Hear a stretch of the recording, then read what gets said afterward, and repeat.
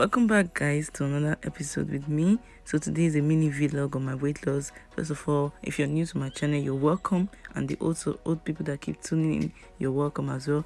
You're with your girl Gabriella, also Ellaa Mike. So this is my channel. So actually at the first stage I was going to the gym. All the while I was always going to the gym.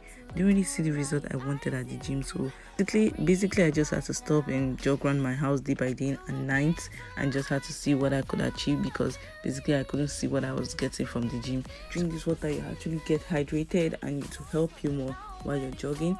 And you should limit yourself on your intake every day. Basically base yourself on fruits if you want.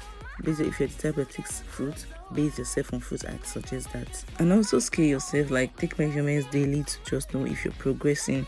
That's just it. To know your weight before and after.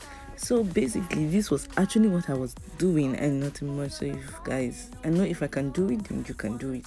So guys, if you really like this, please don't forget to give it a thumb up, and don't forget to subscribe as well. Love you guys, and these are links also, you can check them out for tips and tricks. The only one doing me, you already feel it there. Give me a little more.